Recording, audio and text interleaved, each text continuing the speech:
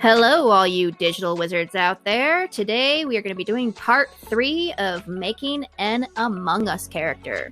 So now that we have our first figure, I want to do one last thing before I move on to that back figure, and that's add in kind of like a little shadow going back toward the body. So I'm going to add in one last layer here. It's going to be an empty layer. And I'm going to put this under his body, but above the background, because this is going to be my shadow layer, and I'm just going to go ahead and call it shadow. So I want kind of like a shadow going out here, pretty much this shape, just kind of stretched out, right? So what I'm going to do is I'm going to just turn the visibility off on my background and my layout and my shadow. And then I'm going to go to the 3 dots of my backpack, and I'm going to merge visible. Basically what that does is going to merge anything that it can see. Boom. Now that's all in one layer. I can turn it off and on. It's set. So now what I want to do is I want to make a selection around this guy. And the easiest way, again, is going to be that magic wand tool. But instead of selecting a color, we're actually going to select the transparent background because it can work as a color as well. So if I click that background, it will make a nice selection around my Among Us character. Then I can press Control I as an ice cream to inverse it, because this time we want to actually make it the solid color on top. So I'm going to go ahead and go back down to my shadow, check mark that back on, and I'm going to move this to the side, and I can do that just grabbing my marquee here and just kind of moving it to the side so I can see what's going on. This is going to be our first time using gradients. Now, I'm going to add in my gradient right here, and you can actually choose different gradients by going over here, or you can choose your own colors by clicking these little boxes and then changing the color in here. So there's all sorts of options. You can make your own gradient, or you can choose the pre-made gradients, but I think I'm going to go with this blue one here. That kind of goes from blue to gray. I think that will work perfect for my purposes. So once I have it, all I have to do to add that gradient in is just click where I want it to be darker and drag. Okay, so it has to go the opposite way. Boom. Okay, that looks like a very nice shadow. I like it. I'm going to do a select, deselect, or Control D for you guys who are just joining us. And I'm going to do an edit, free transform. That way I can kind of rotate it into place as the shadow. And I'm connecting it to its foot, because that's how a shadow should work. And I'm going to kind of stretch it out toward that body. Now, obviously this foot's not going where it's supposed to go. I have to make some adjustments here. So I'm going to go to edit, free distort. And this will actually let me kind of warp my shape a bit. So I can make it kind of smaller here, and then I can kind of stretch it out where I need to stretch it until I get the shadow that I'm looking for. And that looks pretty good to me. All right, so now I have my shadow. I'm gonna go ahead and add my background in. You can see that shadow now. I don't like how solid it is, because everything else has these really beautiful textures, but this shadow does not. So I need to add in some of that beautiful texture onto this shadow. And a very easy way to do that is to add it in as a blend mode. So for those of you that don't know what blend modes are, they're these awesome tools that you can use to kind of blend one image into another image. So if I go to the 3 dots of my layer, I have blend modes right here. It's going to be my second drop-down menu. And I can try a multiply, see how that works. Ooh, that's pretty nice. I like that. But there's other options. There's these screen options. There's overlay. There's all sorts of really cool options that you can kind of play with until you find one that works for you. And a lot of times if you're looking at my time-lapse videos, you see me kind of going through these and trying to figure out which one works best for me, because they all look so different. And sometimes I'll notice, like, I'll think that maybe multiply will be best for me, but then when I go through the list, I'm like, oh, you know what? Actually, it looks a lot better as a difference than it does a multiply. And I can always kind of adjust this. So if I don't want it so strong, I can kind of lower it a little bit or make it stronger or softer. And if I wanted a blurrier shadow, I could do that too. And in fact, I'm going to kind of just add a little bit of blur to the top of this shadow just to see that it's fading away. The way I'm going to do that is I'm going to grab my lasso tool, and before I lasso anything, I'm going to add in some feather. So I'm just going to add in 100 feather, not 1,000, 100. I'm going to show you what that looks like. I'm going to make sure my shadow layer is selected, and I'm just going to kind of curve it here, just like that, and click delete. Now, so that was a little too much. I want just it to be kind of fading, so I'm going to go ahead and get my eraser tool. So I'm going to grab my eraser, make it a little bit bigger. And before I go in and start erasing, I'm actually going to lower the opacity so that it doesn't erase so strongly. And you can see now it's going to be a light erase. And I can kind of go into it a couple times even if I need to.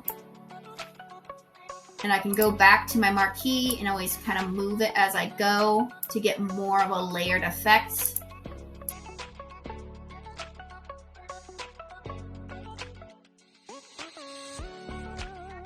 Control D, deselect. I think that's pretty much perfect. All right, so we have our main Among Us character, and now we want to make our background Among Us character. So since this all looks good to me, I don't think I need to make any adjustments. I'm going to merge my visible layers. So I'm going to go ahead and go to my 3 dots, and I'm going to go to merge visible. So now it's all in one layer for me. And I can work on my background character by turning on my layout. So I have my little bone back here. It's only going to be about 4 layers maybe. So I'm going to add in my image. And I'm going to start with the blue I want. Textures. There's that blue we were talking about. Just going to place it over my character. And I'm going to turn the visibility off by clicking the check. I'm going to click my layout layer to highlight it. And the first thing I'm going to get is his little foot here. So I'm going to grab my magic wand and click the foot. Perfect. All right. Going back up to my blue grungy texture. And I'm going to press Control I as in ice cream to invert my selection, and then delete to delete away the excess. Perfect. All right. I'm going to bring in another image by clicking the plus and going to image. I'm going to use the same one, Control D to deselect, and then move my image into place. Now, here's something that you should know. When you are doing these, you don't want any extra kind of outside of your screen, just so you know. So if you have this and you kind of push it out here, that's a big no-no, because when you go to do your drop shadow, you're going to end up with some extra drop shadow on the sides, just so you guys know. All right. So I'm going to rotate this because I like the darker blue. And I definitely want to get some of that into my backpack. So I'm just kind of putting that up onto my backpack. And then I'm going to uncheck these. Go to my layout and highlight it in my layers. Use my magic wand and click the backpack. Now it's selected. I'm going to go back up to my top layer, highlight it, and check it back on. I'm going to go ahead and do a Control I to inverse that. And then delete so I can get the backpack. Sweet. I have my backpack. I have my leg. Now I got to do that body. So I'm going to press Control D. Turn the visibility off on this guy. And I'm going to go ahead and add in yet another image. But it's the same one. Okay.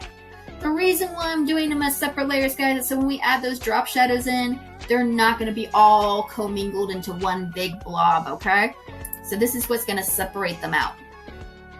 I'm going to go ahead and move this. I'll rotate it a little bit because, again, I want some of that nice dark blue.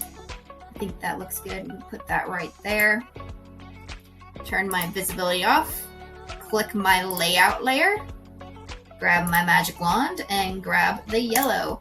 Then grab my lasso with no feather on and click and drag around while the add to selection is on. Okay, so now I'm going to do that Control I to inverse it, go back up to my top layer and check mark it back on, and delete with my keyboard. There we go, much better. Control D as in dog to deselect. And now I want to get that inside gushy part, so I'm going to make a new, you know what? I don't even want to make a new layer. I'm going to use the layer I currently have. So the way I'm going to currently do it is I'm going to go to the 3 dots of my layer, and I'm going to duplicate this layer by going to the bottom and duplicating it. And I'll tell you why, because I can use that exact same shape and just shrink it and change the color. Awesome. All right, so first I'm going to change the color by going to Adjustment and then Hue Saturation. And I can kind of just move around until I get the red that I want. That looks pretty good. Apply. And then I'm going to do an Edit Free Transform so I can scale it down a little bit to fit inside my blue. Perfect. Now, I do want this to be kind of a cavity, and if I add a drop shadow into this, it's going to appear on top of the blue, and I want it to have a shadow going onto the red, the opposite way around. So the way I'm going to do that is I'm going to grab my magic wand tool, and I'm going to click just outside the red while I have this selected. That way it kind of grabs around that. I'm going to turn my visibility off on the red, and click and highlight my blue layer. I'm going to press Control I to inverse it and then delete. So now I just have like a little ring. Control D as in dog to deselect. And I'm going to move this little ring so it sits above my red. So check that out. Alright, so I have all my pieces except for my bone. So I need to add my bone in still. So I'm going to go ahead and add in my final texture image. And I think I'm just going to go with this marble here and lighten it up. So I'm going to put this on to where my bone is. I'm going to go to Adjustment, Brightness, Contrast. I'm going to bump up the brightness and a little bit of the contrast. And I think that's good. Apply. Turn my visibility off by clicking the check mark. And then going down to Layout and highlighting it.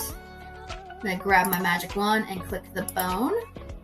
Control I as in ice cream. Go back up to my top layer, check mark it back on, and then delete. So now I should have all my pieces for that back body.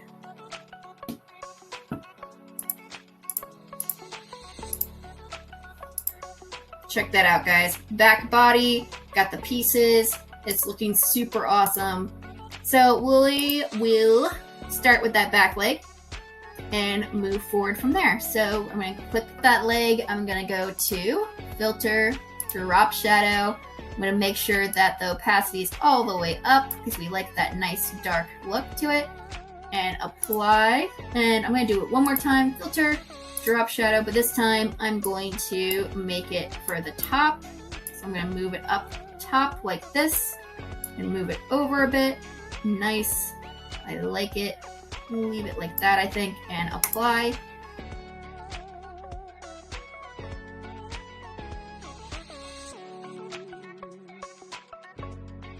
And I think this looks pretty good. And apply. Sweet. So now I've got my body in the back. I'm just going to go ahead and turn off these bottom 2 layers by clicking the check.